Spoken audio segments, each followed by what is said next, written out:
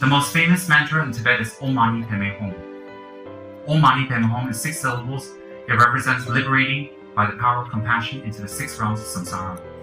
Hell, spirits, animal, human, demi, and gods. 6 realms. And Om Mani Padme Hum relates to each of the realms. When we recite that tremendously, we gain the power and ability to generate compassion into the 6 realms and all beings that exist there. And on top of that, actually gain the ability to help people in the 6 realms. So Om Mani Padme Hum is a very powerful mantra for the Bodhisattva of compassion, Avalokiteshvara, or Chenezig in Tibetan. So therefore, that is a very powerful mantra. Everybody in Tibet, from little kids to old people, everybody will recite that. And you know what's incredible is that I read recently that old ladies with great faith who recited 10 million Om Mani Padme Hum, their teeth grew back. Can you imagine that? Now you know why we don't have dentists in Tibet. Just like Om Mani Padme Hum, your teeth grows back. I'm not putting down, I mean, miracles do still happen, you know? People are people. It's just that whether we're attuned to it or not. Anyways, that's a very powerful mantra in Tibet. But I think there's a more powerful mantra today. The mantra is much more powerful.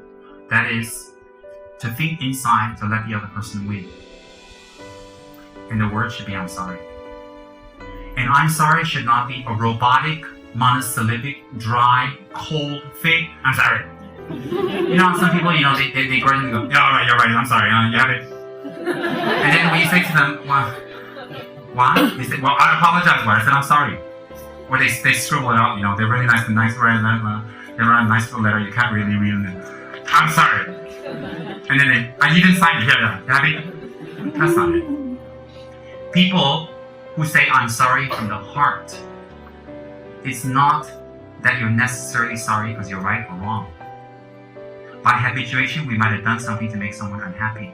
So if you're sorry, what are you sorry about? Someone's unhappy. If you made a mistake, I'm sorry, it's very pervasive. So we say a lot today in the modern world, I'm sorry. I mean, you don't run around being a sorry, sad sack, you know, I'm sorry. And then you don't do nothing in your life and sit there in the corner and wait for people to support you and throw food at you. No, and they say, I'm sorry. That's ridiculous. Don't go that way. Don't go extreme this way, that way. But if you run around and you deal with people, I guarantee you, if you say this very powerful mantra, I am sorry, and you look them in the eye and you mean it, it diffuses everything. It doesn't mean you lose. Immediately it may look like, oh, you lost face, you look stupid, you say sorry. No, you will look at the reaction around you. And you look at once, you look at twice, look at 3 times, 4 times, 5 times. You know what happens? People will come and fold their hands to you and say, I'm sorry to you.